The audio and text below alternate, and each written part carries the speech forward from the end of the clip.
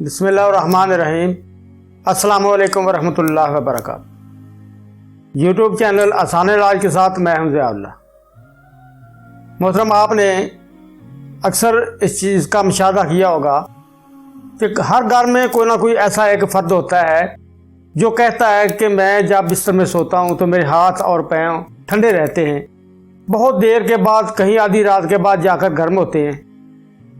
اصل میں ہوتا یہ ہے کہ جو خون ہمارے جسم میں گردش کرتا ہے، یہ جب سیلز تک پہنچتا ہے تو اس میں آکسیڈیشن کا عمل ہوتا ہے۔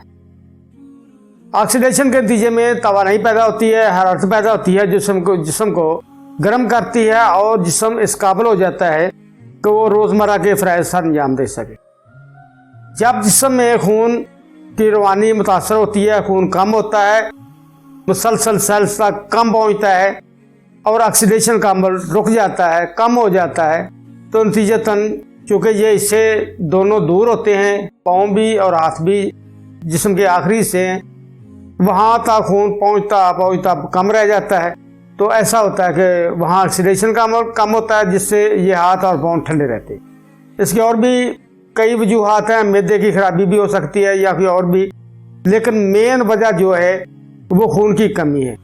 تو میں آپ کو ایک ایسی چیز بتا دیتا ہوں جس سے یہ تقریباً 90% یہ مسئلہ حل ہو جائے گا۔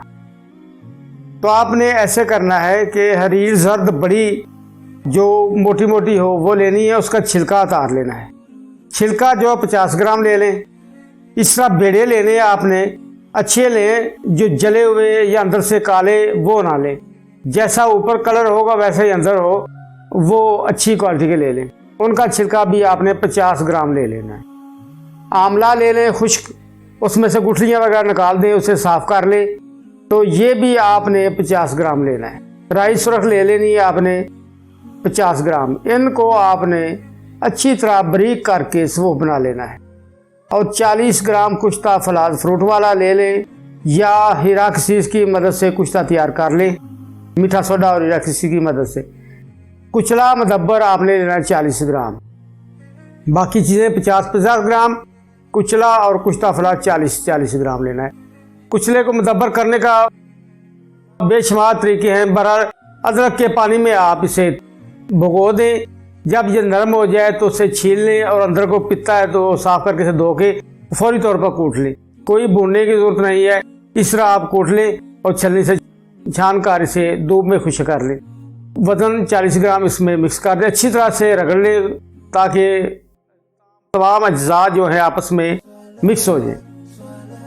تھوڑی سی گوند کی کر لے لیں، باریک پیس کر وہ بھی اس میں شامل کر لیں تاکہ گولی بنانا آسان ہو۔ چنے سفید کے برابر آپ گولیاں بنا لیں، ایک گولی صبح ایک شام، کھانے کے 1 گھنٹے کے بعد آپ نے پانی سے دینی ہے۔ دودھ وغیرہ کا استعمال اس سے 1 گھنٹہ پہلے یا 1 گھنٹہ بعد آپ نے نہیں کرنا، کیونکہ دودھ جو ہے فلاد کو ہضم ہونے میں مدد نہیں دیتا بلکہ جسم سے نکل جاتا ہے۔ اس لیے اگر ہو سکے تو اس کے ساتھ کنوں کا جوس لے لیں، فروٹ کا جوس لے لیں، لیمن کا جوس لے لیں، اس سے کھا لیں تو بہت زیادہ بہتر۔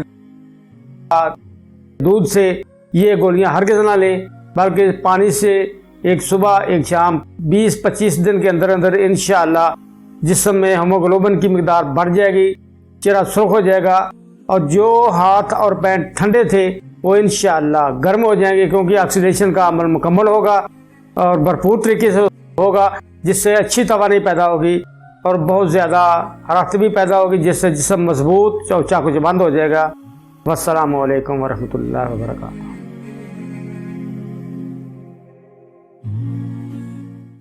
وَنُنَزِّلُ مِنَ الْقُرْآنِ مَا